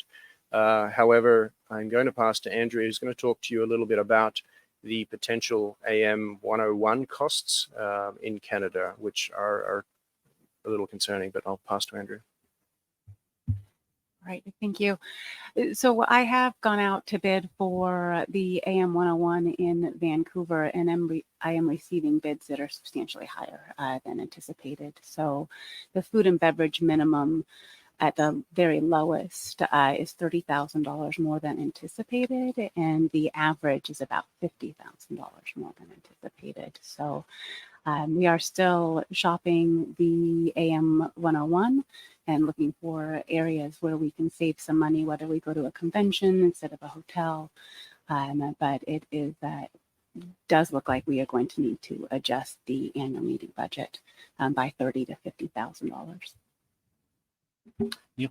Have you been looking outside Vancouver, like sort of greater Vancouver? Yes, I believe Richmond and Surrey. Is that correct? Yes.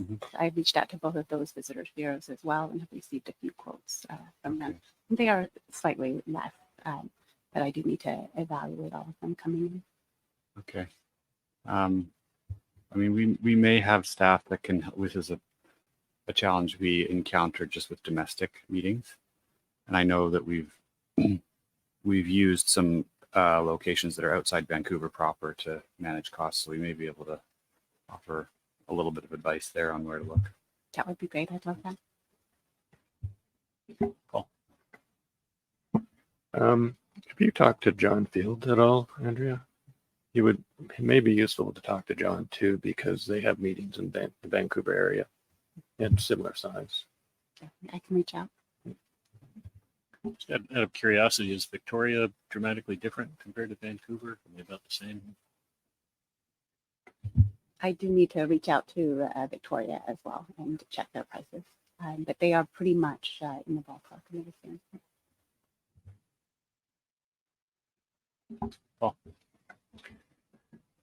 One other place that I considered and left off the list was Nanaimo. They do have a convention center. The convention center, I think, would handle an annual meeting. I think the challenge may be hotel rooms. So I don't know how many hotel rooms you need, but that would be easy to find out. And I think they would be definitely cheaper than Vancouver and Victoria. So given the uncertainty with the costs on this, I gather the tradition is to announce at the annual meeting where the next year's annual meeting will be. So should we equivocate a bit? British Columbia-ish.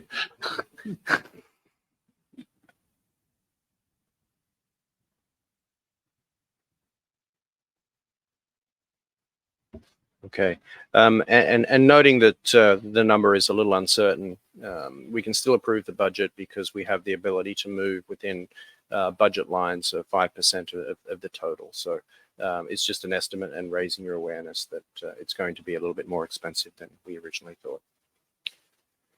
In terms of technology, so this budget line was created as a separate budget line in FY 2022, and you can see the trajectory.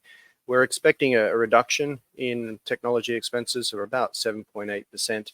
And the reason for that is that during the pandemic, we built up our technology base, both to undertake meetings within the Secretariat, and then also just in terms of setting up all of our equipment on replacement schedules. And so now we can really plan out what expenses we truly expect in a given fiscal year. And so noting that technology is on those, the technology is on the replacement schedules, we are pretty confident that we'll have a budget of reduction of about 7.8% next fiscal year. Professional fees. Now, these are largely associated with our accounting firm, Somerville and Associates. They've gone through some learning curves and put a lot of additional work in when they first started with us in FY 2022 as a formal contract, and then moving forward again, we just expect nominal increase of 3.54% year on year. And I guess just a general comment there is that they've been tremendously helpful, tremendously successful, and you're seeing the results in terms of the accessibility and transparency in our accounting, but then also the auditing results. So we're very happy with the company. Other fees and charges, we expect nominal increases at this point of 5.2%, and this is primarily related to our director and officers insurance and our general liability insurance that we take out each year. So it's just a relatively clear cost increase year on year. Leases and contracts, and so this includes some of the field lease contracts and reduced vehicle costs. For FY 2025, we expect a reduction of about 9.21%. And this includes some of the reductions that we went through in from FY 2022 to 2023, where we closed one of the offices in Sitka.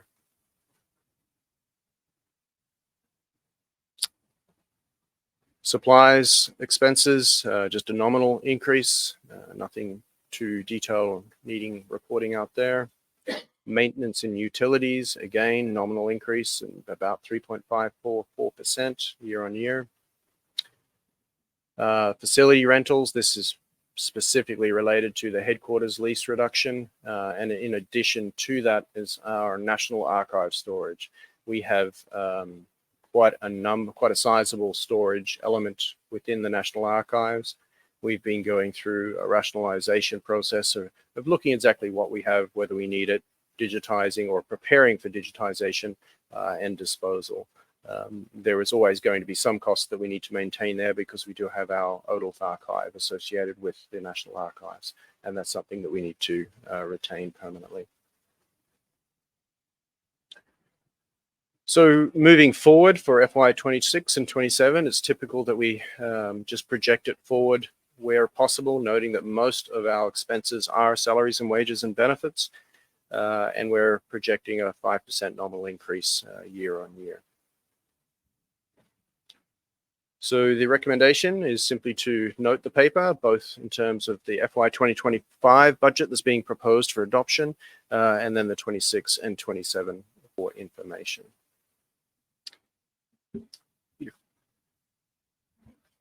Sorry, I'm just recovering from a little bit of a cold. And on slide 6, that had all the line item.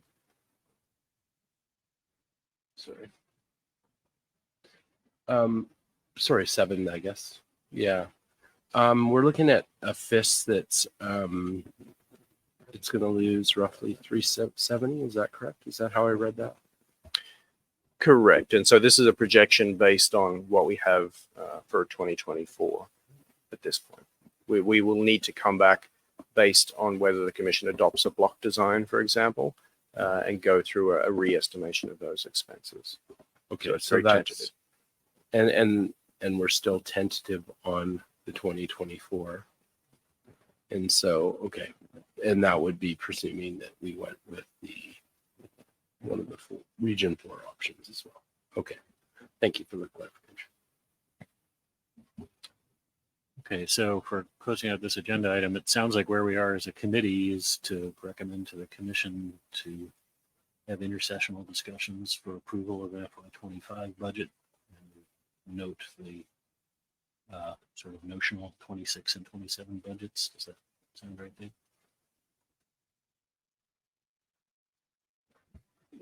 Correct, Chair. It sounds like that's where you're headed. So certainly not ideal for FY 2025, but that's a process we've been through for the last couple of years. So we're familiar with it. Thank you. Okay, thanks.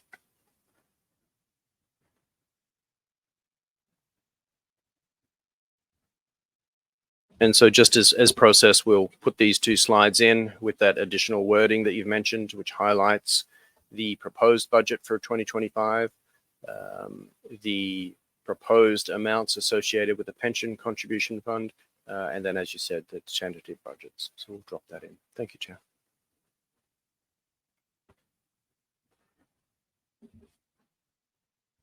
Okay, the next agenda item, Andrea is going to lead us through, which is the updates to the financial regulations. So this is just the paper, please.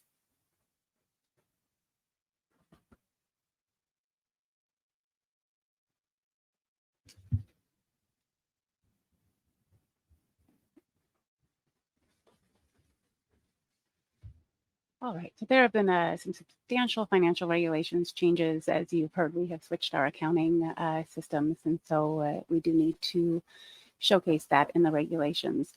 Also, there were some issues in the audit that the auditors did step forward, and so that we have now corrected those, along with some training on our grants. So I'll walk you through them. So first of all, this change here you see in red is just recognizing that we are now operating under GASB GAAP for transparency and correct accounting.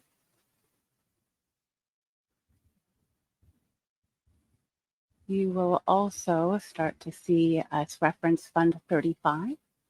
So you can see here we have 10 general, 20 research, 30 statistics, and now you see Fund 35, the Alaska Cost Recovery Grant.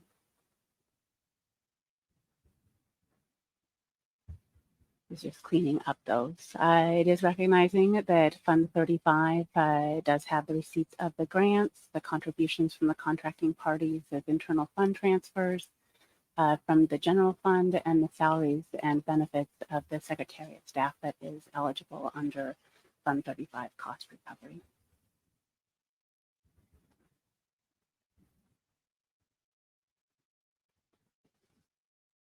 Here is some more of that general cleanup and recommendations from our auditor.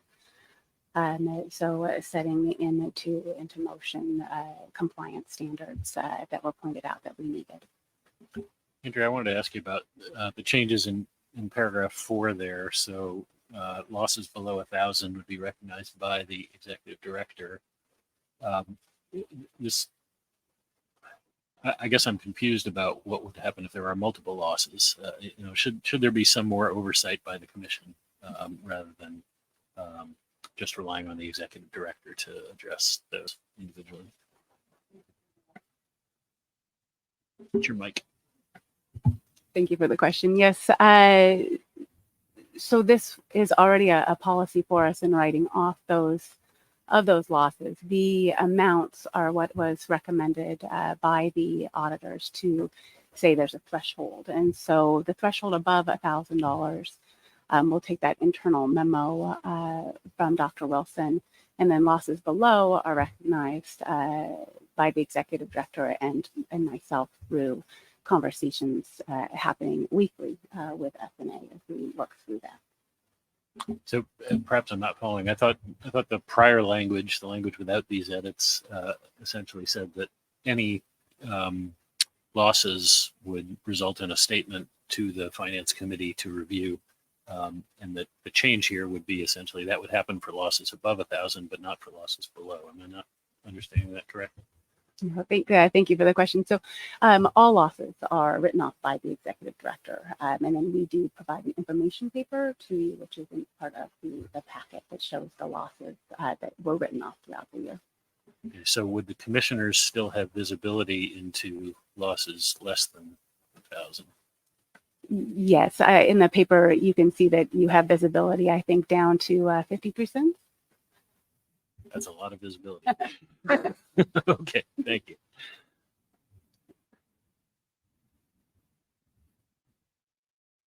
All right.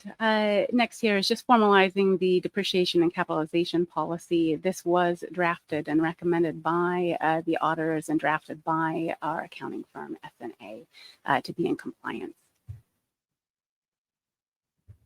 The conflict of interest policy, we do have a conflict of interest policy. It is in our employee manual. This conflict of interest policy that you see here is a result of training that we have undergone with the National Institute of Health as we have switched our grant reporting. So myself, Monica, who handled the 802 Alaska Cost Recovery Grant, have gone through that training, along with Dr. Planis, who handles the other grants for the organization. So this is a formal language that is recommended as we learn with the National Institute of Health on the policies that they want us to see, want us to implement here. Same thing with the next one, which is the whistleblowers policy. We do have a formal whistleblowers policy in our employee manual. We do need to have a whistleblower policy that is subject to public inspection that is also on our website. So just making sure that we are in compliance. Similar statement here for number 11 with the document retention policy. Again, we have this policy. It is in our employee manual. It is not a public document until we approve these financial regulations. And so that is, again, making sure that we are in that compliance with regard to the audit findings. Other than that, it is just clean up on the financial regulations. Thank you. Okay, thanks for walking through that. Any questions? Not seeing any. All right, thank you very much. And so the formal recommendation there that we're just seeking is that the FAC is recommending that the Commission adopts the financial regulations for 2024. So if you're content with that, we'll put that forward for the Commission. Okay, I think so. That's where we are. Okay. Then let's jump into the last paper, which is related to the rules of procedure revisions. So can you bring that up, please? Paper 9.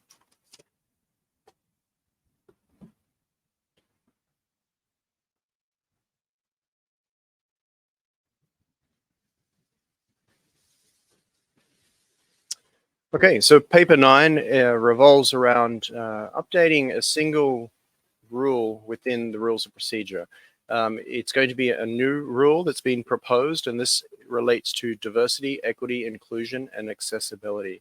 So a little bit of background about why this new rule is being proposed. The IPHC Secretariat already has a DEI policy contained within our employee manual, similar to some of the discussions around the financial regulations that we already have.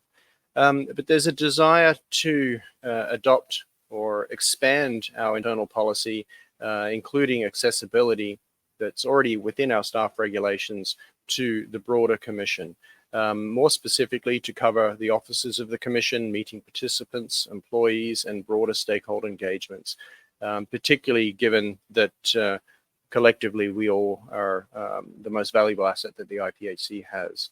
This has been developed and drafted as shown in Appendix A through quite robust discussion within the contracting parties, with the Secretariat assisting.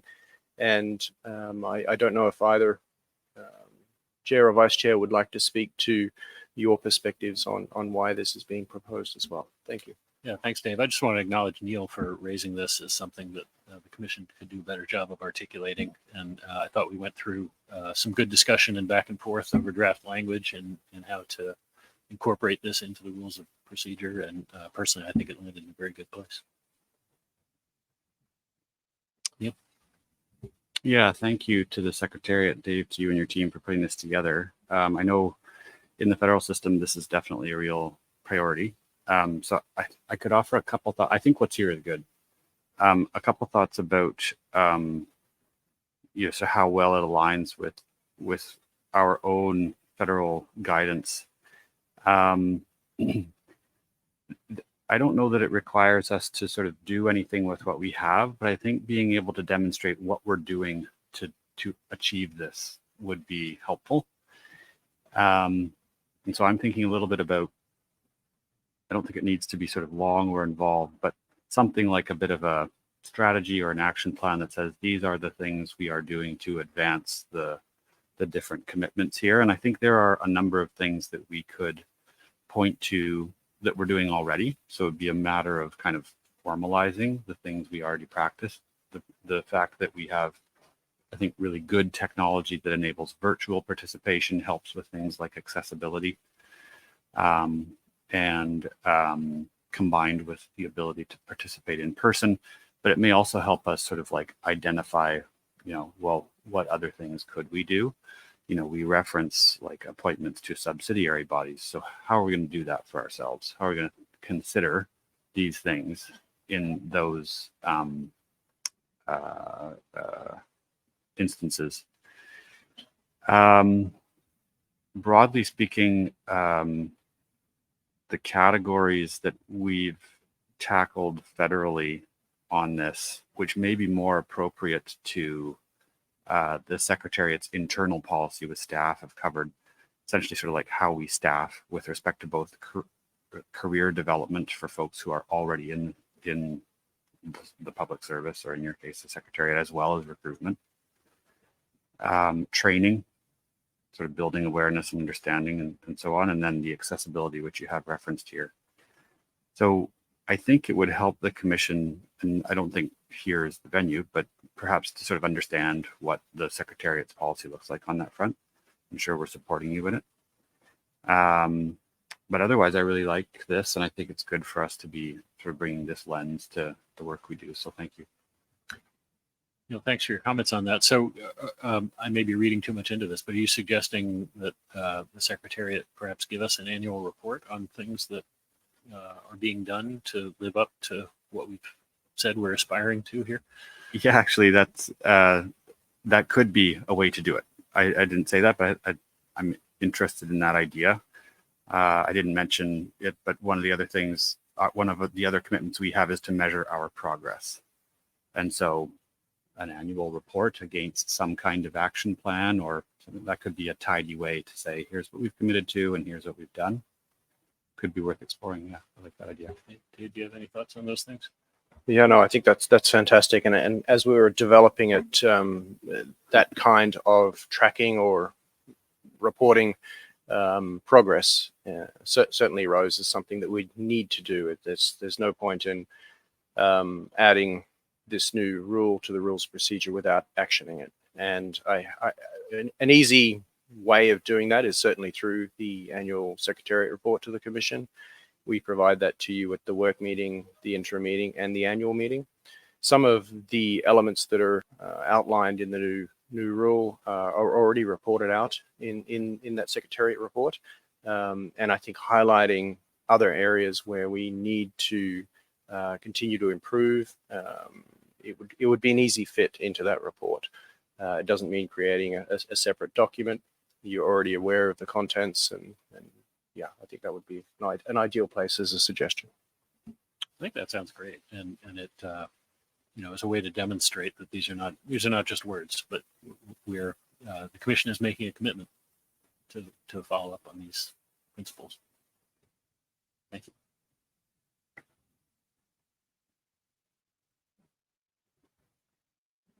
There's no other comment then, so we're recommending that the Commission adopt, the FAC is recommending that the Commission adopt the rules of procedure as provided in paper 09, and then we can incorporate an additional paragraph that says that the FAC recommends the Commission receive as part of the annual Secretariat report some kind of work plan, and we'll come up with wording this evening that will be a little bit more articulate.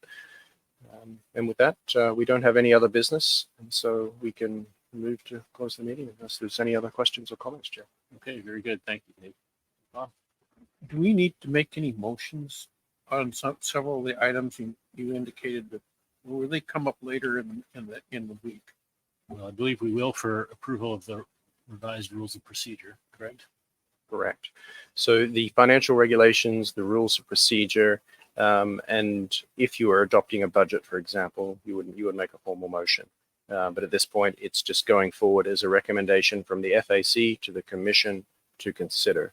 And then on Tuesday afternoon, when the final report is presented to you with those clear recommendations, you would make those votes or potentially move the rules of procedure to Friday morning, for example, for a decision. Okay, so that'd be two motions, one on the financial regulations and one on the rules of procedure, correct? Right. Okay, very good. Any other comments or questions? Okay, if not, I think we're ready to close. Thank you both for your assistance in working through all of this. Thank you very much.